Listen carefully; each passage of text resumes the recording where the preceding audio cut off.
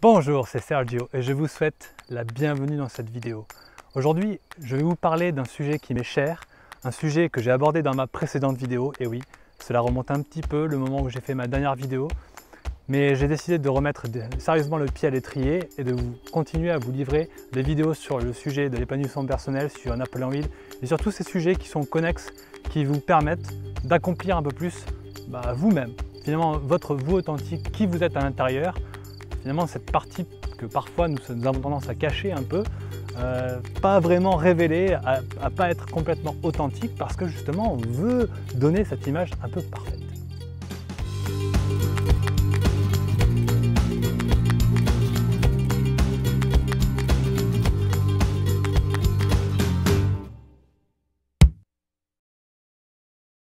Donc il y a un an de ça, je parle d'une vidéo qui s'appelle « La vérité sur réfléchissez et devenez riche ».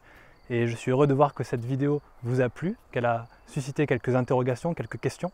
En faisant davantage de recherches par rapport à certains des commentaires qui avaient été évoqués par les personnes qui avaient regardé la vidéo, j'ai été chercher un peu plus loin, j'ai été creuser un peu plus loin et je me suis rendu compte que je n'avais pas été suffisamment précis sur différentes choses.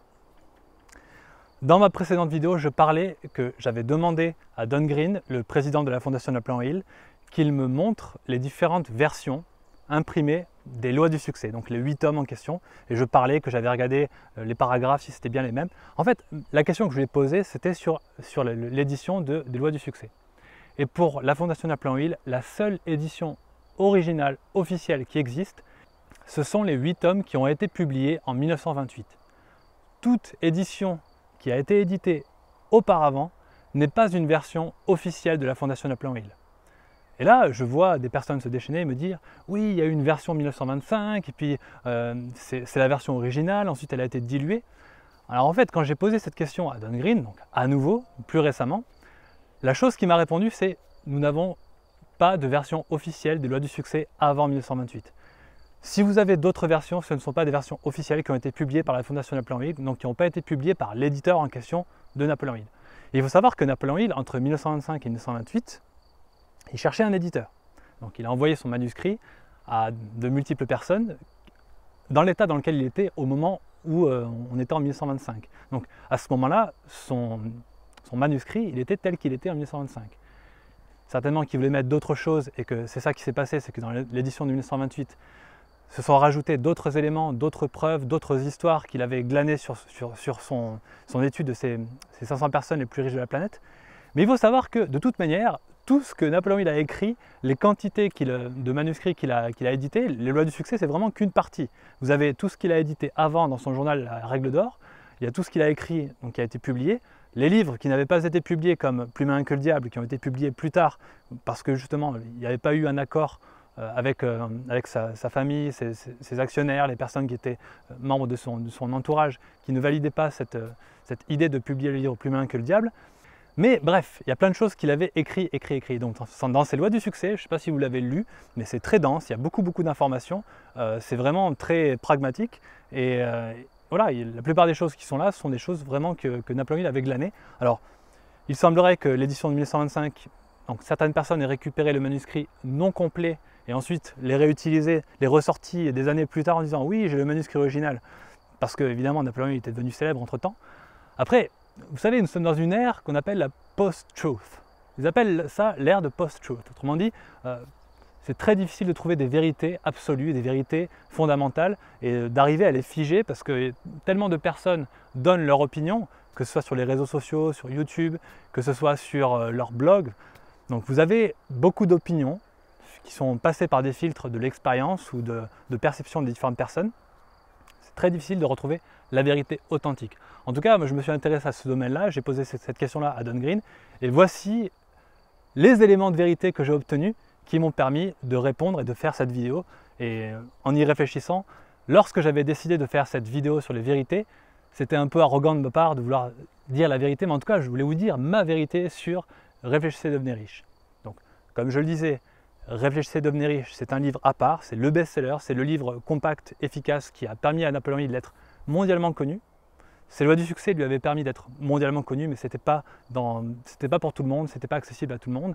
Aujourd'hui, vous avez le livre Réfléchissez et devenez riche et d'autres livres comme Plus malin que le diable, La maîtrise de la persuasion, Le succès n'entend pas au boulot, Sur le tour du succès. Ces livres-là, c'est le livre que nous avons édité avec Aska Édition et ce sont des livres qui n'avaient pas été publiés en français. Donc ça veut dire qu'ils avaient été publiés en anglais, mais ils n'avaient pas encore été traduits en français. Donc nous n'avons rien de créé de nouveau, nous avons juste publié des choses qui n'avaient pas encore été publiées. Enfin, le titre, Réfléchissez et devenez riche. Le titre anglais de ce livre, c'est Think and Grow Rich. Donc on peut vraiment critiquer le fait que le terme Pensez et devenez riche, qui était la traduction la plus logique, la plus efficace, ait été remplacé par Réfléchissez et devenez riche. La première personne qui l'avait édité, c'était Christian Godefroy, c'était Pensez et devenez riche. C'était la toute première traduction qu'il y avait en français. Ensuite, les droits ont été rachetés par d'autres maisons d'édition et ils ont mis Réfléchissez et devenez riche. Allez savoir pourquoi. C'est vrai que c'est beaucoup moins fluide, c'est beaucoup moins simple et la réalité c'est que c'est Pensez et devenez riche et c'est Think and Grow Rich. En tout cas, c'est le livre aujourd'hui officiel et que vous pouvez trouver à la Fnac ou sur Amazon, peu importe. Si vous cherchez Réfléchissez et devenez riche, vous êtes sur le bon titre. Alors après, évidemment, si vous lisez un poche, il y a de grandes chances que ce soit peut-être pas la même expérience que si vous lisez la version officielle du livre. En l'occurrence, je crois que c'est les éditions L'Homme qui aujourd'hui ont le livre Réfléchissez et devenez riche dans sa version la plus proche de la traduction originale. Donc c'est, je pense, la meilleure manière que vous avez de pouvoir trouver la source originale. Et donc, je vais en profiter pour répondre à cette troisième question. La troisième question que je n'ai jamais abordée dans la première vidéo.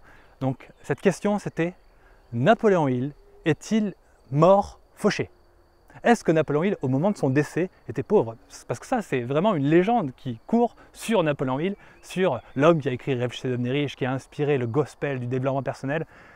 Cette personne-là serait morte pauvre, il n'aurait pas eu beaucoup d'argent et finalement, il n'aurait pas appliqué sa philosophie à lui-même. Oui, ce genre d'histoire, encore une fois, c'est une histoire assez sexy, donc c'est facile de véhiculer ce genre de rumeurs. Cette question, c'est pas moi qui l'ai posée à Don Green. Juste au moment où j'ai posé des questions pour évincer certaines rumeurs et avoir de la clarté par rapport à ça, il m'a dit, mais vous savez, il y a une autre rumeur sur Napoléon Hill qui court. C'est qu'il serait, au moment de son décès, qu'il n'avait pas un sou, qu'il était sans abri. Et là, j'ai fait, ah bon, je ne savais pas cette rumeur. Et donc là, avant même que je ne lui pose la question, il m'a sorti en fait l'héritage de Napoléon Hill et ce qu'a touché sa femme au moment de son héritage. Donc il m'a sorti une feuille qui contenait en fait le revenu qu'elle avait hérité au moment du décès de Napoléon Hill. Et il m'a montré une dernière photo de Napoléon Hill où on voyait, c'était la photo la plus proche avant son décès, et on voyait qu'il était habillé correctement, qu'il n'était pas sans abri. Et il m'a montré le papier de l'héritage qui prouvait qu'en fait, au moment de son décès, Napoléon Hill n'était pas multimillionnaire, mais en fait, sa femme avait hérité de, je crois que c'était 1,7 million de dollars, donc c'était en 1970.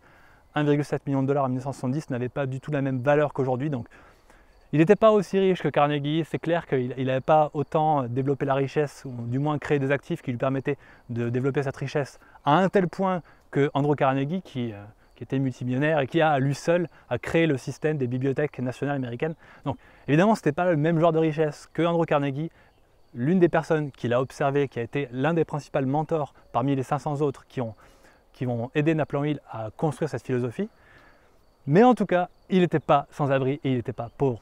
Donc voilà, c'était Sergio Lobari. J'espère que en répondant à ces questions, j'ai clarifié certaines rumeurs et que je vous ai permis d'y voir plus clair par rapport à Napoléon Hill. Si cette vidéo vous a plu, faites-moi le savoir en cliquant sur le bouton j'aime, le petit pouce j'aime, ou si elle ne vous a pas plu, le petit pouce je n'aime pas. C'est bon aussi, ça me permettra de continuer à faire des vidéos dans ce sens-là.